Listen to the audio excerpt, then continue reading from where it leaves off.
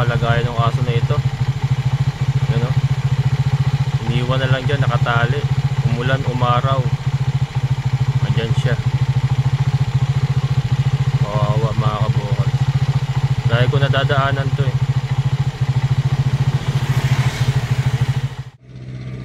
Mga kabukals, kawawa yung aso. Ano to, lagi ko itong nadaanan dito. Itinali lang nila sa poste ng Meralco. Walang bubong. Yung puno lang ang nasisilbi niyang ano, lilim sa init. Pero sa tag-ulan mga kabukals, sa umuulan, ano, lagi siyang basa. Nadadaan ako to lagi. Ang akala ko, itinatali lang ng may-ari dito, tapos kukunin din pag gabi. Kaya lang pagka dumadaan ako sa gabi, nakita ko nandito pa rin siya mga kabukals. Kahit umuulan, malakas ang ulan, andito lang siya.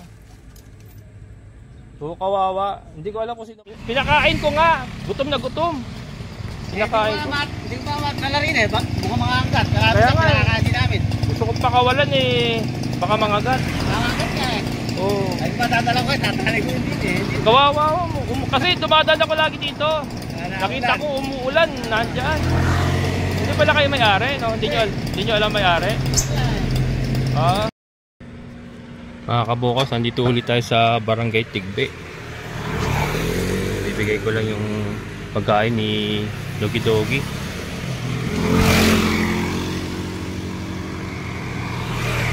Langanin kasi ako mag-park dyan eh, nasa ano, obstruction ako eh.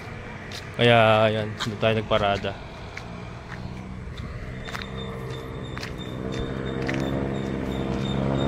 May nagbibigay din pala sa kanya.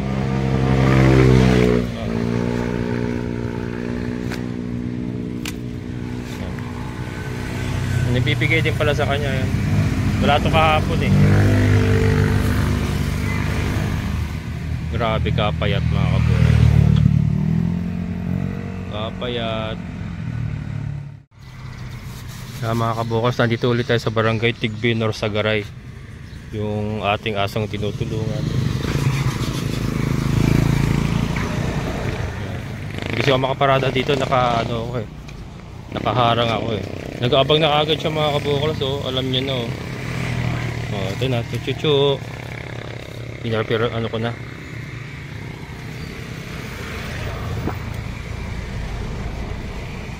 Wala akong dalang kanin ngayon. Kaya tinapay ka muna.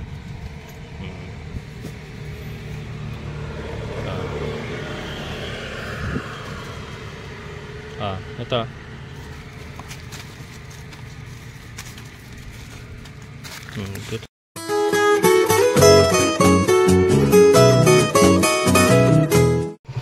Hang on girl.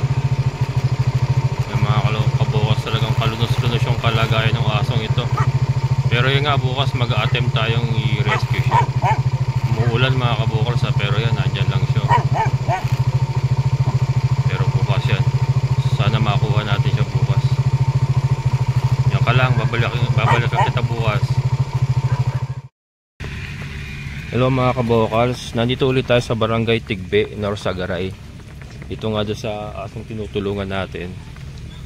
Kaya lang pagdaan ko ngayon, wala na. Kagabi nandito pa eh. Binidyoan ko pa nga eh.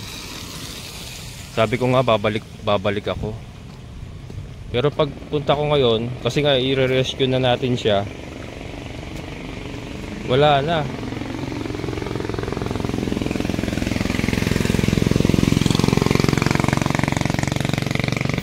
Ito.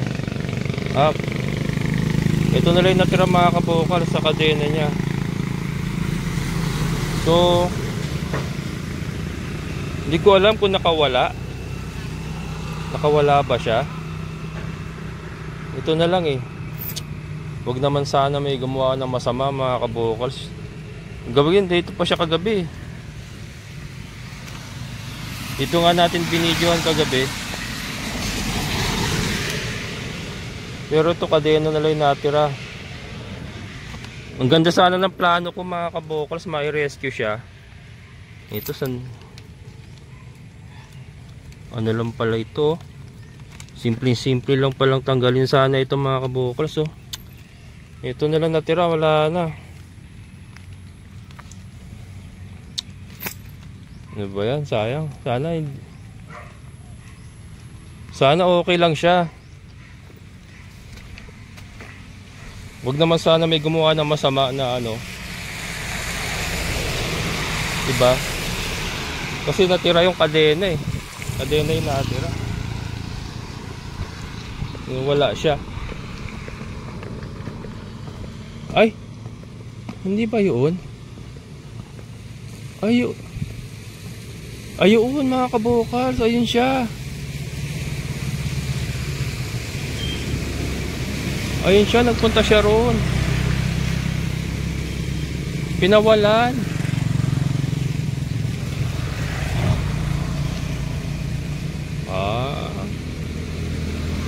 Mukhang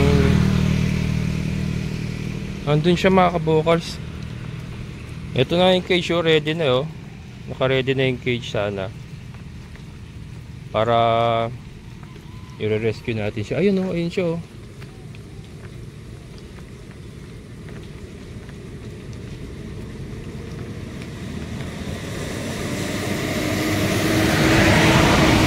Tanong ko nga. Tao po.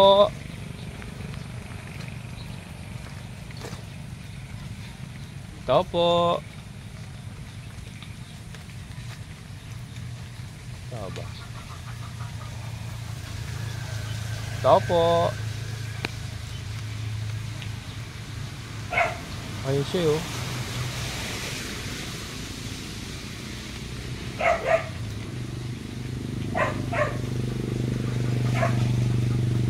Tao po. Tao mga kabukas. Pero parang at home siya rin. Ay, Nay! Magandang tanghali po. Tanong ko lang, sa inyo po yung... Hindi, tatanong ko lang po yung aso nakatali doon, Nay. Sa poste. Ha? Oh, dito nga po eh. Andito nga po eh.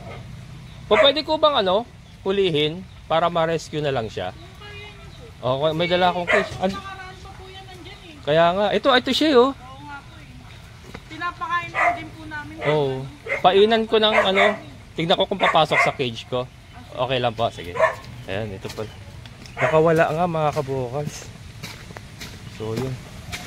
Try natin kung papasok siya sa cage. Yan mga kabukals. Hindi ko na nakunan yung paghuli ko kasi ano eh. Mahirap, mag-isa lang ako, walang magbibideo. Pero ito, nanginginig pa ako. Nanginginig pa ako mga kabukals. Ano siya, nag-grumpy siya kanina, parang ala nihingal pa ako, wait lang. Tawag ito. Nag-ala Chloe, mga kabukals. Pero ayan. So ito pala mga kabukals, pinoproblema din nila. Kasi ano pala yung baboyan pala sa likod mga kabukals, baboyan. So lahat ng mga aso nila nakatali din nga kasi for biosecurity purposes. And ito nga kasi nakawala pala. Nakawala mga kabukals. So isa rin ito pinoproblema nila kasi baka pumunta doon sa baboyan nila sa likod. Kasi nga 'di ba ang virus ngayon yung ASF. Pero ito naman dadali natin sa area natin, pero hindi siya papasok sa natin sa area. Doon siya sa kabilang lote kay Ate Ninfa. And then ko na lang muna, siguro dyan na lang muna siya for the meantime sa cage na yan habang sinasanay pa natin siya. And then bibili ako ng gloves, yung gloves na para mahawakan ko siya, para kahit mangagat siya hindi ako masusugatan. Andun yung kadena bibili ako nila ng panibagong kadena ito. Ayan, pero ang importante mga kabukas na rescue natin si Doggy Doggy. Kaya so babalik na ako at dala na natin si Doggy Doggy. Successful. Akala ko kanina mga kabukas wala na, kasi nga nawala na siya ron sa pwesto niya na doon. Yan ang kwento ni ate, yung diyan yung dito sa bahay na to. Nga daw, hindi nga raw, parang iniwan nga lang daw talaga diyan. Iniwan. Kaya hindi nila alam kung kanino talaga.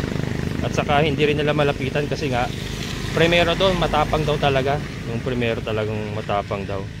So yun. Ayos, successful mga kabukas. Uwi na tayo. Balik tayo sa Rafael. Nanginginig pa ako. Nanginginig pa ako. Alas, tika, tumaas ang ano ko sa'yo.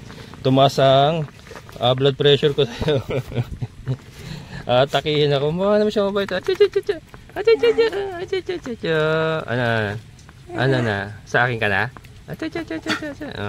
Uwi na tayo. Ayan mga kabokals, dubbing tayo kasi may malakas na sounds. So kararating lang namin dito sa Barangay Tukod, San Rafael, Bulacan.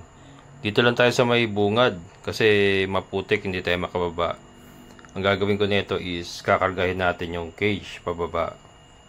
And ayun, ilalagay muna natin siya sa lote ni Ate Ninfa. Mabait naman siya mga kabokals, oh. Mabait naman siya, oh. Parang nangingilala na nga siya sa akin, eh. So siguro konting alaga lang dito, yung araw-araw na pagpapakain sa kanya.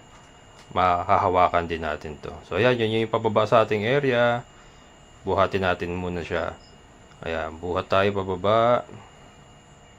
At yung daan mga kabokals is kasalukuyang ginagawa pa. Yan, sa mga dati sa channel ko. Ayan. So ito ay temporary daan lang natin. Ginagawa na po yung ating main entrance.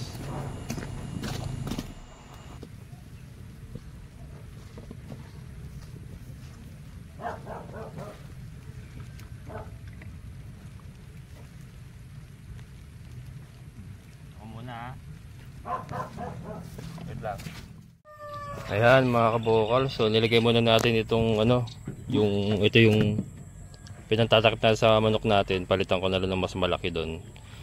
Yan. Cha cha cha cha. Cha cha cha. Cha cha cha. Cha cha cha. Natin tali. Mukha naman siya hindi mangangagat mga kabokal. Ayan, no? Parang ano siya eh.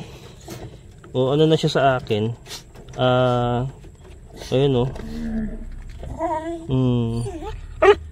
Parang ano na siya sa akin. At home na siya sa akin. Ayan. So at least hindi siya direkta sa lupa ano. Pansamantala lang yan mga kabokals. Pansamantala lang. Kasi ito emergency rescue itong ginawa natin. So wala nga yung kadena. Kasi ang plano ko kasama yung kadena sana para itatali na lang na muna natin siya rito. Kaya lang since wala yung kadena, obligado tayong dyan muna siya sa cage na yan kasi walang kadena. And hindi ko pa nga sure kung mangangagat siya pag kinadinahan ko. So titimplahin ko pa mga kabokals. Mga ilang araw siguro titimplahin ko pa. Napakabaho. Napakabaho. Pagka napaamo natin to kailangan paliguan din. So dito ko nga muna siya nilagay. Dito sa gitna ng lote natin pa sa taniman natin ng mga Madre de Agua. Ayan, masukal na rin. So kailangan madamuhan na naman itong mga Madre de Agua natin. So ito, ayun si Milky mga kabokal. So diba doon natin tinali si Milky. So dito muna siya. And then ayan yung ating area. Ayan yung ating area. Hindi kasi siya pwedeng ipasok agad sa ating area. For biosecurity purposes. Una-una yung mga aso natin, kailangan din natin protektahan. And yung mga baboy. So dito muna siya. At least naka-isolate siya sa ating mga alaga.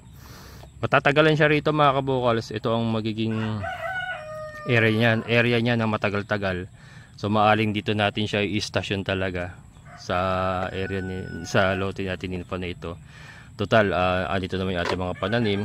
Yan, hindi pa naman gagamitin ni Ate Ninfa. Ayan, Ate Ninfa, dito muna si Hope. Ayan, Hope, mga kabokals. Sabi ko nga sa sa previous vlog ko, pag na-rescue natin yung asong ito, ang ipapangalan natin sa kanya ay Hope. Simbolo ng pag-asa. Kasi nakita niyo naman po kung kayo po nakasubaybay sa akin, yung ginawa po sa kanya, nakatali lang doon sa poste ng kuryente. Umulan umaraw, yan kagabi umuulan kagabi pero andun siya. So nagulat lang ako, nagtataka rin ako bakit ngayon nakakawala siya or paano siya nakakawala. Pero ano na natin yun, set aside na natin yung mga question na yun. Importante na rescue natin siya. Yun nga, dun sa bahay na pinupuntahan niya, humingi naman tayo ng permiso dahil sabi nga nila hindi naman daw sa kanila at pinapakain lang nila doon. humingi tayo ng permiso kung pwede nating i-rescue, and pumayag naman sila, kaya ito kinuha natin yung aso para ma-rescue natin. Kita niyo mga kabukals yung kanyang isang paa, pumipitik-pitik.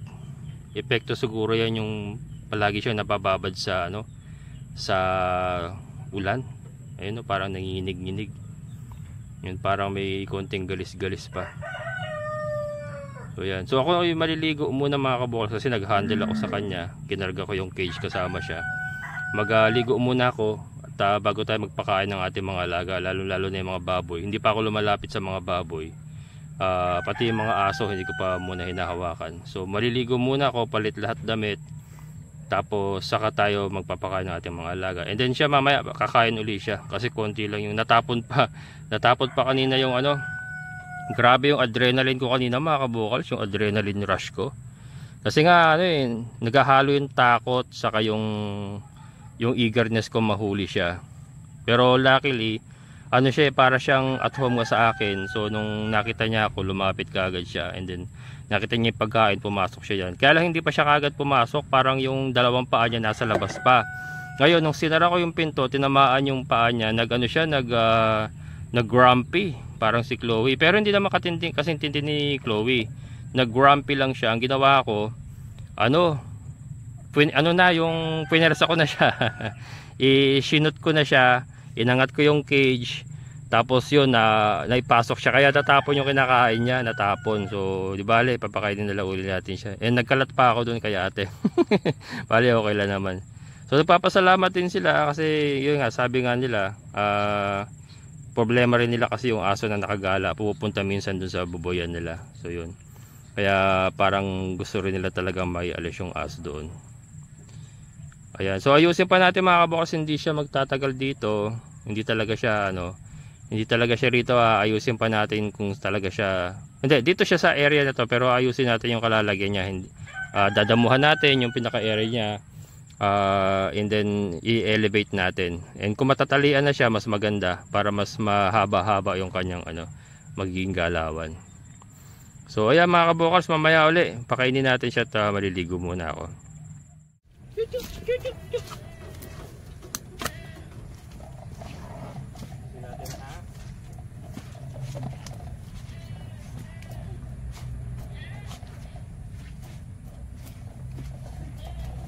Yan mga kabukals, iaangat ko.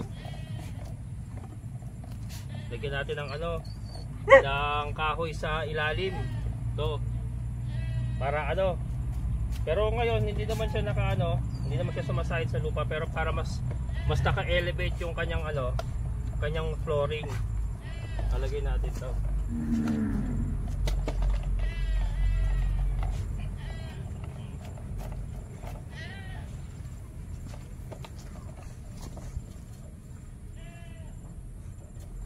Para hindi ka mabasa. Diyan ka muna ha.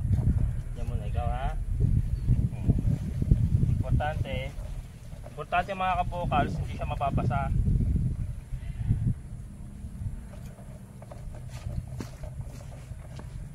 Yan.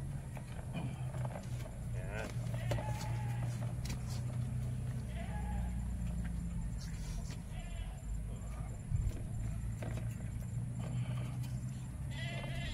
Yan. Para hindi ka mababasa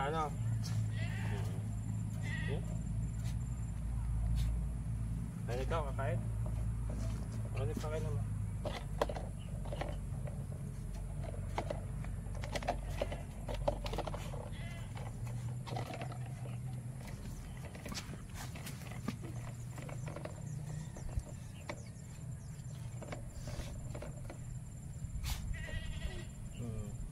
Nakain na kao? Hindi lang. Pinuloy sa pagkain mo. Kaya mga kabukals, yung ating kung ano kinakain nila Beauty, siya na rin nakakainin niya. So ito po, dog food, konting dog food, tapos kanin. So yun po palagi ko pinapakain sa ating mga alaga.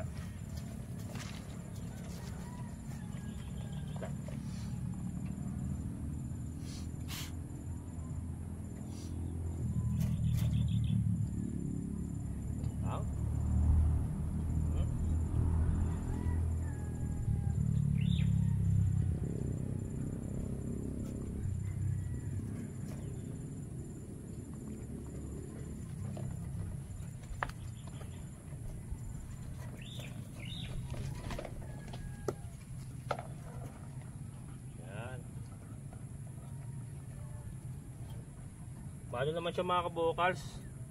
Ano siya? Hindi naman siya aggressive talaga. Maano na nga siya oh. Parang ano, umaamon na siya sa akin.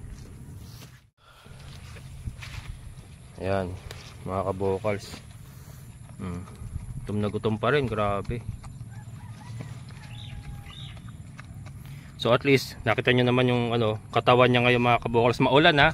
Maulan ngayon mga kabukals at meron tayong bagyo. Pero nakita nyo naman, dry na dry siya. Ayan oh.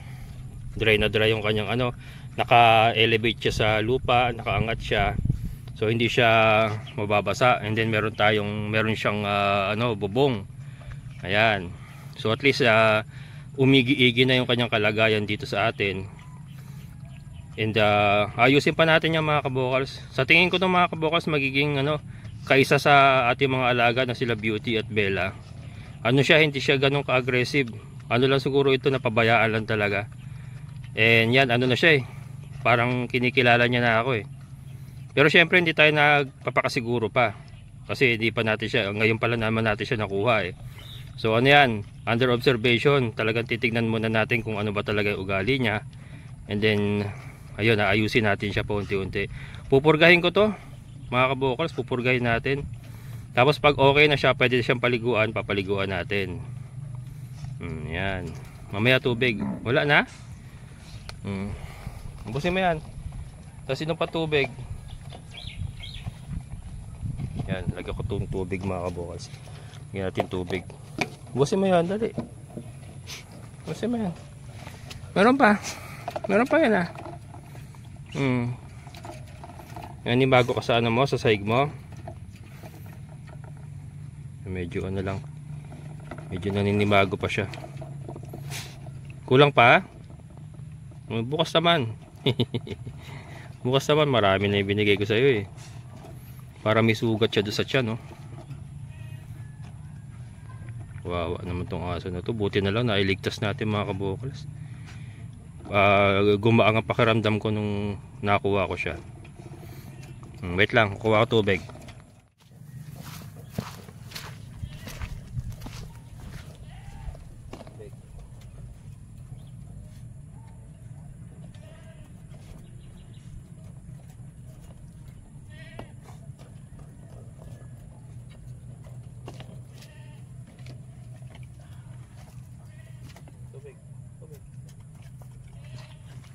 Yan. Nauhaw.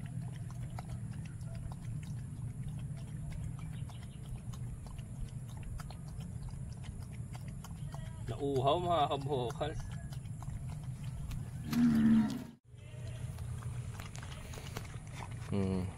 Nauhaw. Okay na? Inom pa.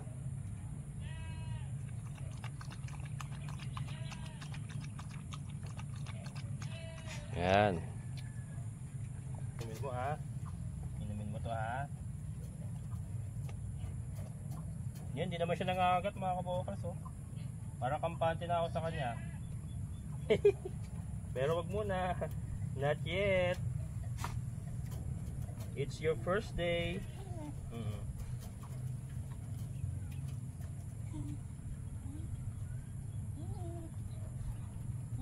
Tinatali ko ng alambre para ano, baka makawala.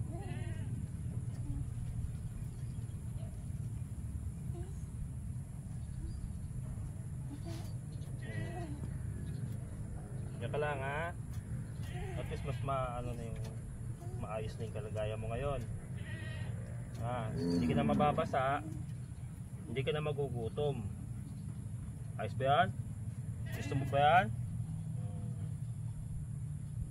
Kaya lang ang baho mo. Yan, maliligo ka. Pagka okay na tayong dalawa.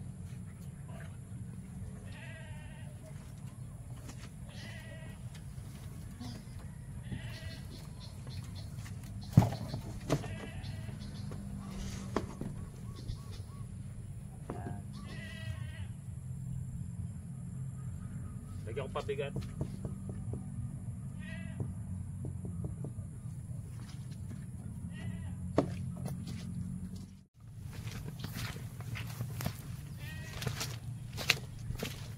Ayan, pabigat mga kabokals. Bakali pa rin eh. Baka lumakas ang hangin mamaya. Ayan.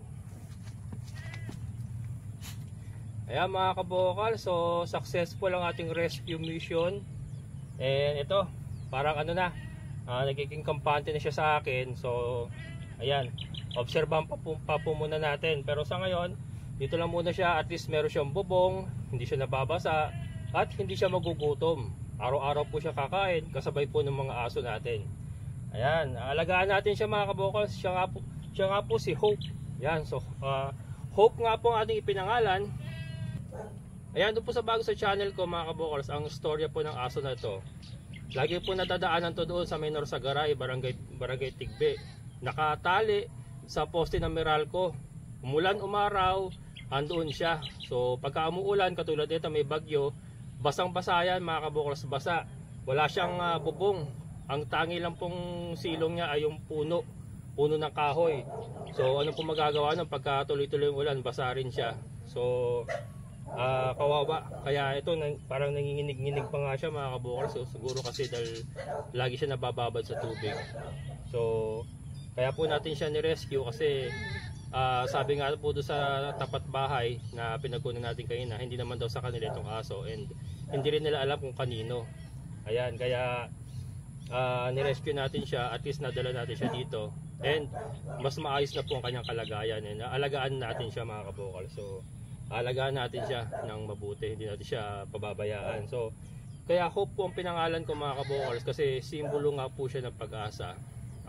Di ba? Yung sitwasyon po niya na ganun, tinali siya sa poste ng Meralco, umulan, umaraw, nandoon, nagdurusa siya sa lamig, pagkain wala, kaya payat na payat po yung aso, wala nagpapakain sa kanya na regular. Kung sino lang ang katulad ko, kung sino lang may mapadaan siguro, naawa sa kanya, binibigyan siya ng pagkain, yun lang po. So talagang tiniis niya po yung mga kabukals. Hindi ko alam kung gaano katagal, pero kita po sa katawan niya na matagal po siya nagdusa kasi payat na payat po. So yun, maging inspirasyon sa mga viewers natin dyan na may mga pinagdadaanan po. Yung mga katulad po niya na nakulong po sa isang sitwasyon na labag sa loob niya, pinahirapan po siya ng husto, pero hindi po siya sumuko at patuloy po siyang lumaban kasi buhay pa siya hanggang ngayon. And ayan, so habang may buhay mga kabokals, may pag-asa tayo. Ako nga po yung naging instrumento para po mapalaya siya sa pagdurusang yon. So kaya Hope po ang pinangalan natin sa kanya. Hope means pag-asa mga kabokals. So habang buhay tayo, may pag-asa. So yan, huwag po natin kalilimutan yan. Habang may buhay ay may pag-asa. Huwag lang po tayong makalimot tumawag sa ating Panginoon at patuloy po tayong lumaban. Ayan, hanggang dito na lang mga kabokas. Maraming salamat sa lahat po ng mga solid kabokas at mga silent viewers. Maraming salamat. Syempre sa ating kaibigan po ni Sir Boyet. Sir, thank you so much. Ayan, so muli ito yung kabokas farmer. Nagsabing sabay-sabay tayong mangarap, magsikap at kumilos. Siguradong ulad ang ating amazing na buhay. Bye-bye!